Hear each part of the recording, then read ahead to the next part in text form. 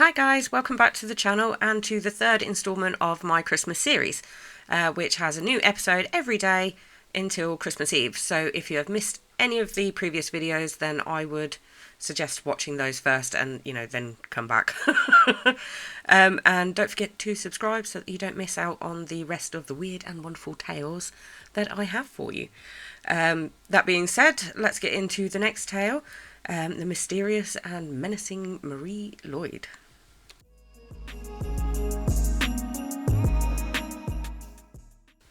If you ever get to see Mari Lwyd, she can appear quite frightening.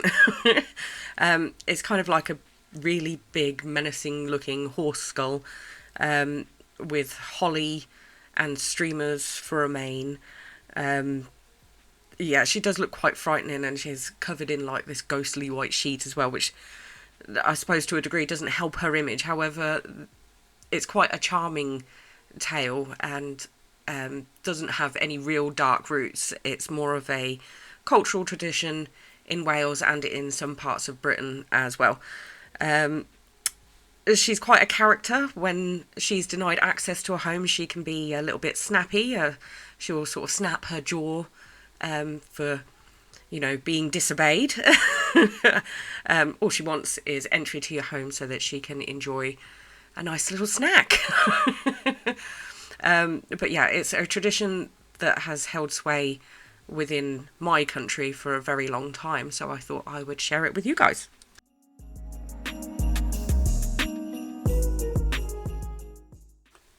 So the English translation, so there's kind of like two that English scholars have tried to translate Mari Lwyd to, come to either Grey Mare or Grey Mary.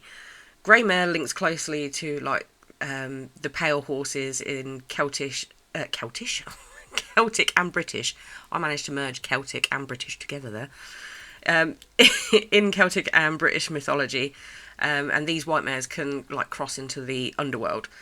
Grey Mary is connected to the original nativity story of a horse that was sent to the stables to have her own foal, but found the space taken by Mary as she birthed Jesus, so instead roamed the lands trying to find somewhere to have her baby, which is actually quite a sad tale.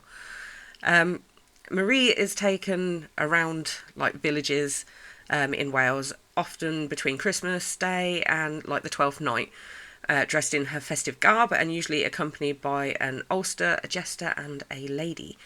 Dressed much like characters from like Punch and Judy. Most people know Punch and Judy, they're like ages old as well.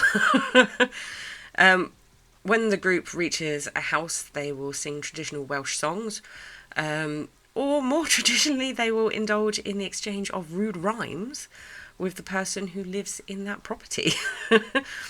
If Mari gains like access to the home, then the household must feed Mari and all the people that accompany her in exchange for good luck for the year. So, it's not a bad thing to have Mari in your home.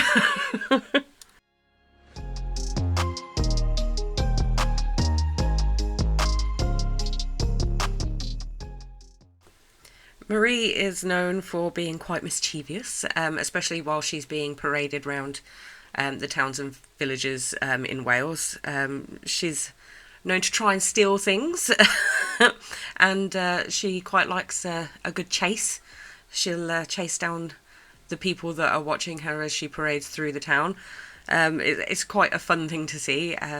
So if you're ever in Britain around Christmas time, then I would strongly suggest a quick nip over to Wales and definitely watch this tradition. It's a very fun tradition, watching the Welsh singing their songs, and it's quite a jovial activity, even though she looks scary.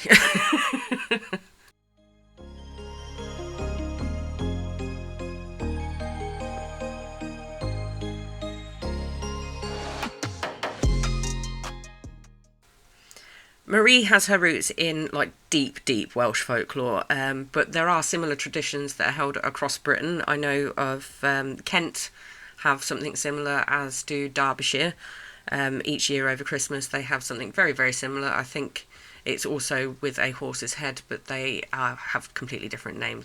Mari I think has the strongest storyline and the deepest roots. So I do hope that you enjoyed her tale.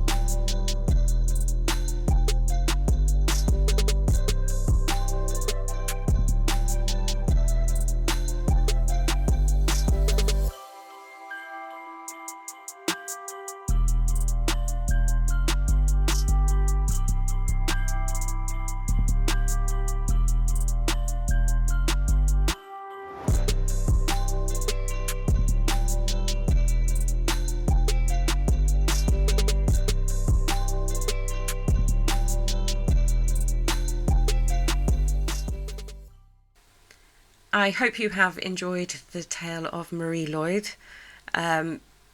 Tomorrow I am heading over to do a Russian folklore tale, so please do come back. I guess I will see you then.